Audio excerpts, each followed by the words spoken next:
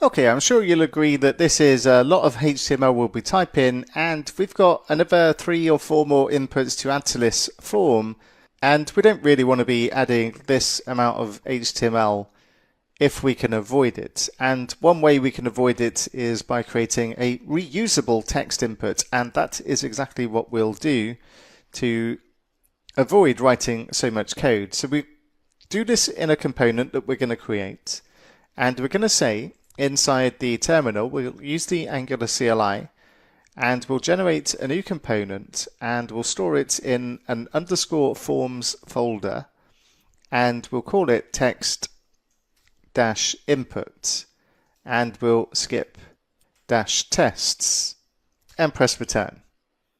And that's gone ahead and created it. So let's open up our new component, the text input component, and let's see how we can use this. Now we need to implement a specific interface, and we need to implement the control value accessor.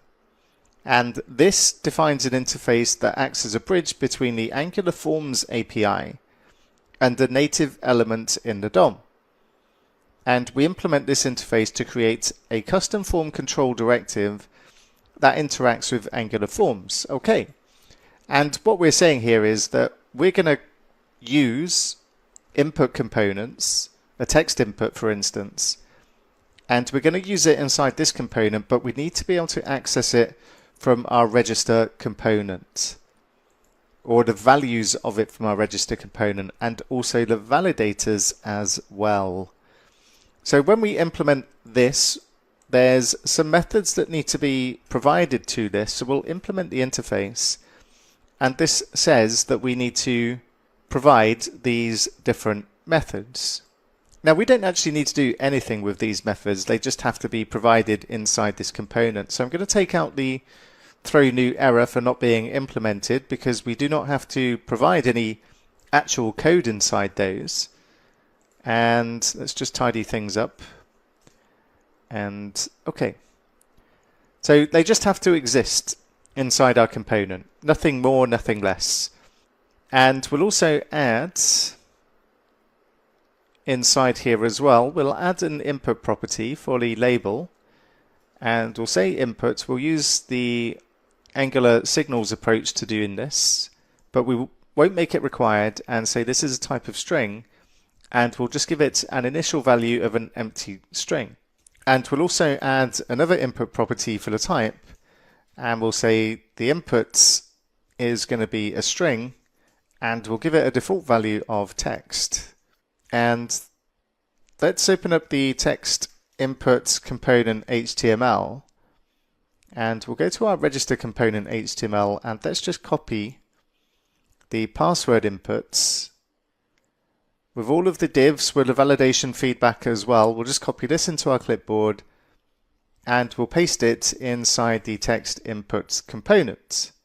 Now there's also something else we need to do inside the text input component as well. We need to give this a constructor.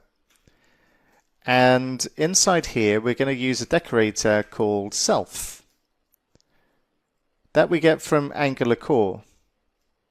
And the description here is a bit concise, doesn't really tell us what this does, but we use this when we want to ensure, this description's a bit better.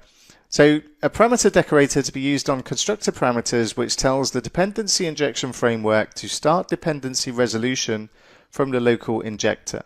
And resolution works upward through the injector hierarchy, so the children of this class must configure their own providers or be prepared for a null result.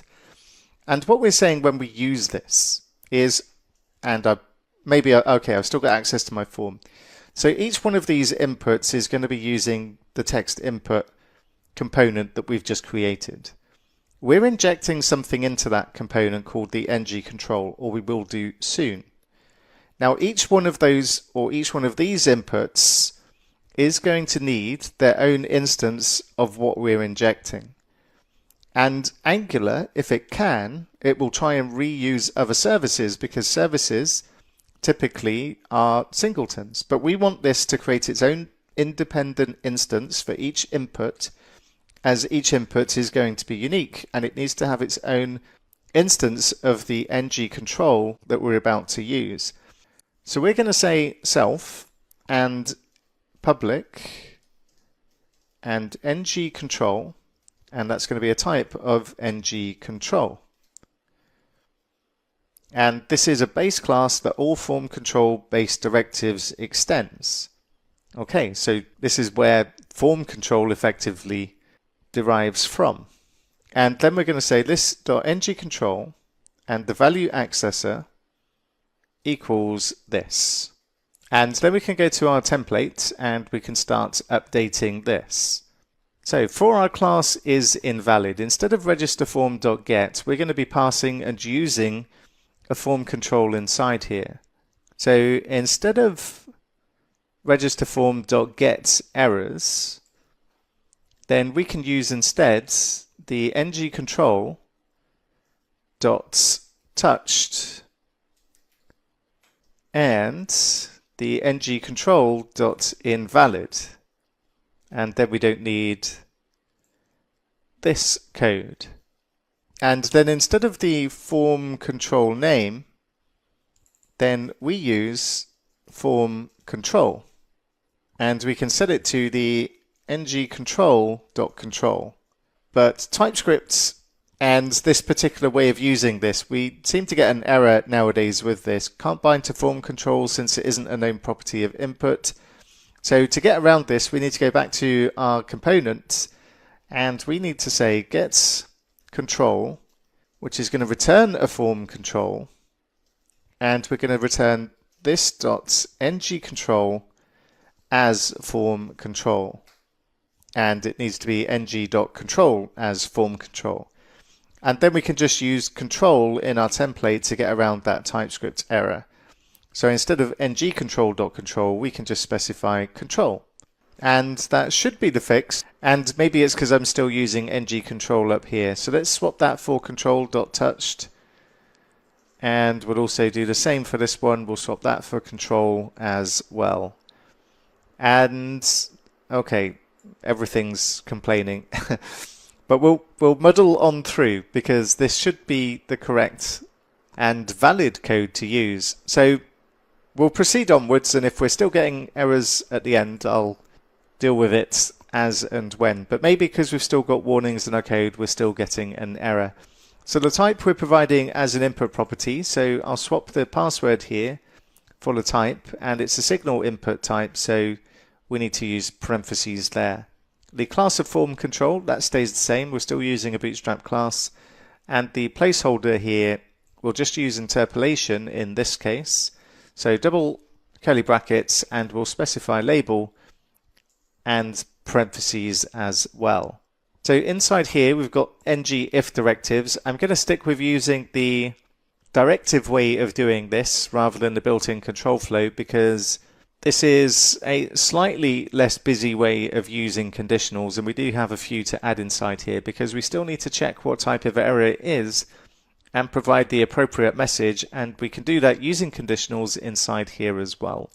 So I'll go to the component and I'm just going to add the ng if so that I can make use of the ng if inside here, and where we've got registerForm.get, we can simply swap that for the control and has error. So I'll do the same for all of these. So control has error, and also this one as well, and say control.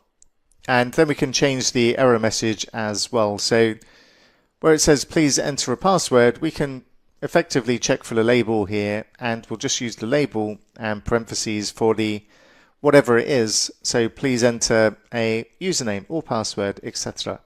And then we could do something with these error messages as well. We can get the information about the validator from the validator. So we can swap password, and we'll use interpolation to specify label and parentheses. And then we can say, instead of for hard-coded in here, we could use interpolation again, and we can say control dot errors, and we're looking for question mark dots, and then in square brackets we can say min length, again with the lowercase l, and then to the right of the square brackets we can use